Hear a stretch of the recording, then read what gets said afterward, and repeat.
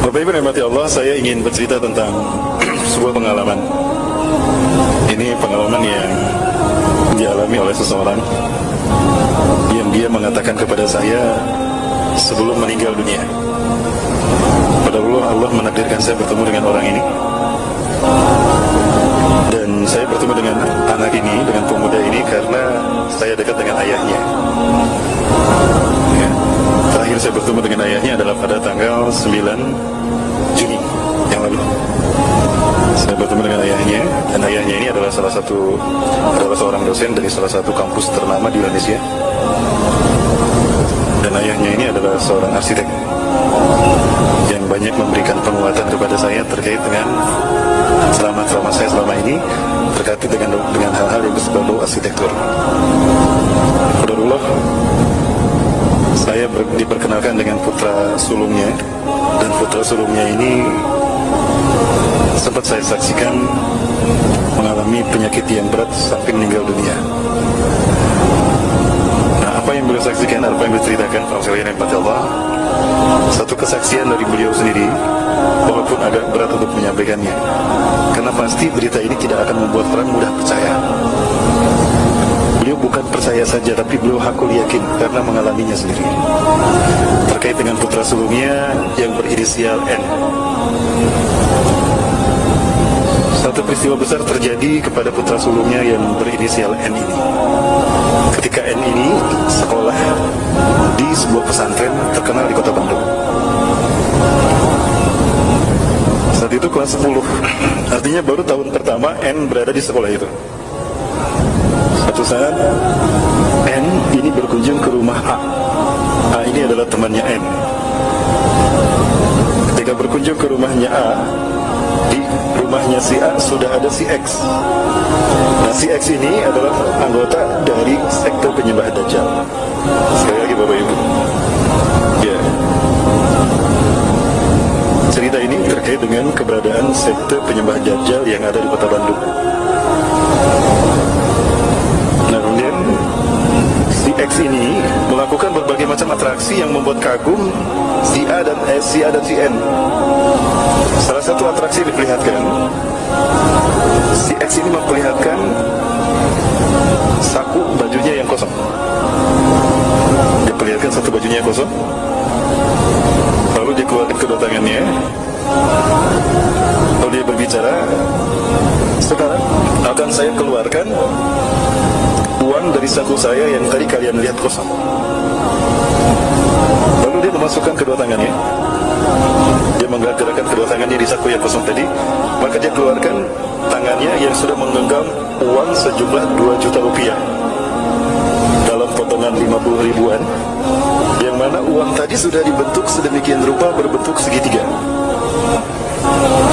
Lalu si X berkata kepada keduanya, saya bisa membawa sebuah motor untuk kalian,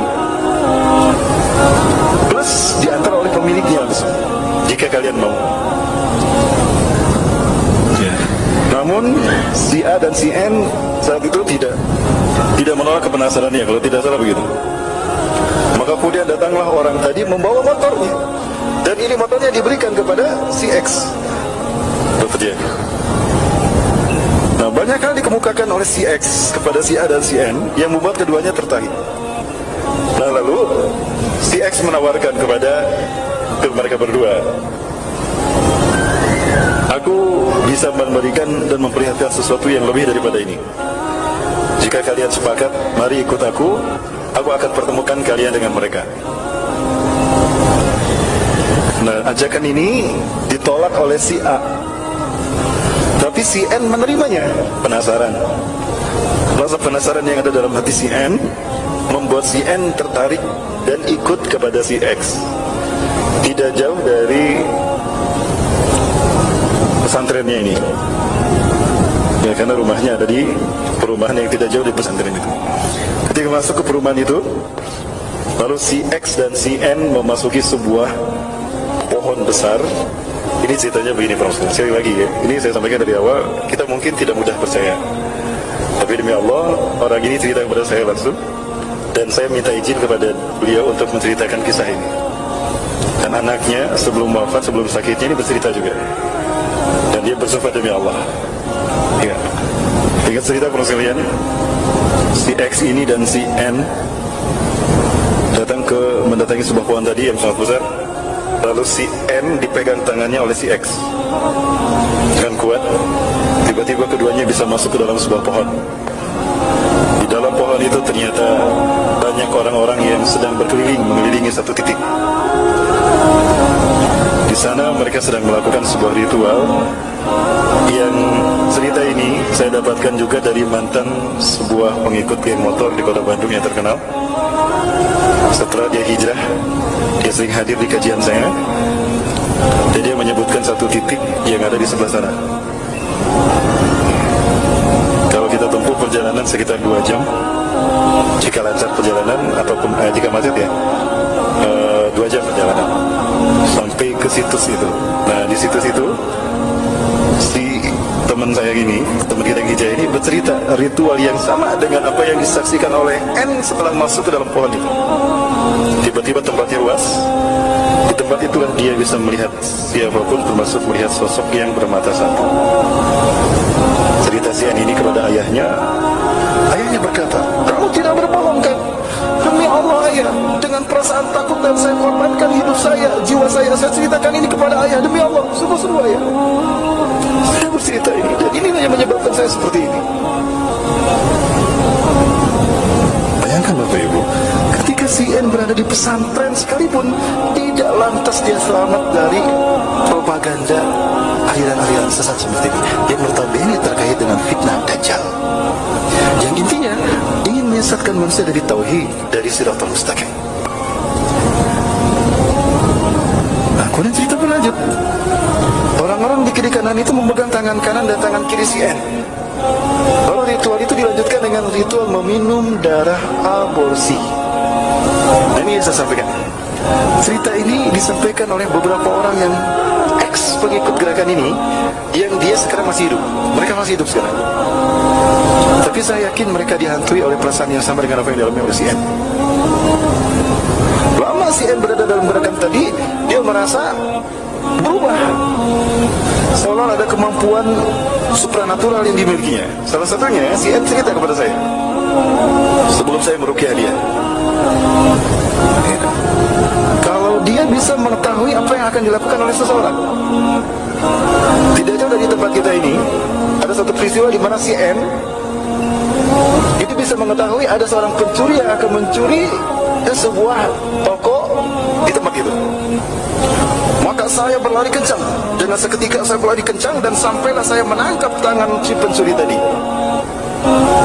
Alhamdulillah pencuri itu tidak jadi mencuri, tapi dia memegang pisau benda tajam yang lalu dia tusukkan ke tubuh saya. Saya kaget ketika saya menyaksikan tubuh saya kebal, tidak terkena. Walaupun ditusuk, tapi tusukan itu tidak mempan. Menusuk ke perut saya, tapi dia dicabut kemudian normal kembali. Saya tidak percaya dengan apa yang saya alami, tapi itu yang terjadi. Maka dalam waktu singkat si pencuri ini berjongkok dan meminta ampun kepada saya, kata si N. Orang-orang menyaksikan peristiwa itu, maka si N menyuruh pencuri tadi pergi. Lama berada di kelompok ini, si N gelisah dan dia merasakan tidak nyaman karena selalu dibuntuti. Hingga akhirnya si N meminta ingin keluar dari kelompok atau dari sekte ini. Dia berkata kepada jin yang selalu mengikutinya bahwa saya akan keluar dari kelompok ini, termasuk kepada si X. Lalu si X berkata, kamu tidak bisa keluar dari sekte ini kecuali kamu akan dibunuh oleh pengikut dari sekte ini. Apapun risikonya, saya akan tetap keluar. Kamu bisa keluar tanpa dibunuh. Bagaimana caranya? Pakai kalung salib ini. Maka dipakailah kalung salib tadi, dan dia menyatakan keluar dari kelompok tadi. Lalu Bapak sekalian, kalung salib ini pun dipakai ketika si N ini sekolah di pesantren itu. Terjadilah peristiwa yang membuat dia ketahuan. Apa peristiwanya? Ketika satu pelajaran tertentu, ya apakah pelajaran olahraga, kalau tidak salah pelajaran olahraga saat itu, salibnya keluar. Dan ketika salibnya keluar, ustadznya kaget menyaksikan si N menggunakan salib. Allahu Akbar. Apa yang kamu lakukan? Sini. Ini kalung apa? Ini kalung salib. Si N kaget ketika ketahuan dia memakai kalung salib. Maka dipanggil orang tuanya, dan itu dianggap sebagai sebuah kenakalan. Nah, orang tuanya ini adalah teman saya. Yang tadi dikatakan dosen salah satu universitas terutama di Kota Bandung, dan dia seorang arsitek. Maka diperingatkan dan dikasih teguran, si N masih bisa sekolah di pesantren ini. Jika cerita si N ini mengalami sakit parah.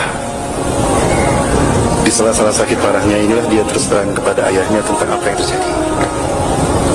Ketika dia terus terang, dia takut menundukkan pandangannya. Kenapa? Ada sesuatu mengawasi saya. Sesuatu mengawasi saya di jendela, takut. Seekor kelelawar besar. Ayahnya ketika melihat, aku tidak melihat apapun, kata ayahnya. Tapi saat itu ayahnya cerita bahwa di situ merasakan aura yang tidak sedap di ruangan itu. Maka aku, kata ayahnya, maka saya memegang ubun-ubun anakku ini dan aku meruqyahnya. Aku membaca ayat kursi dan triko qul huwallahu ahad, qul a'udzu birabbil falaq, dan qul a'udzu birabbin nas.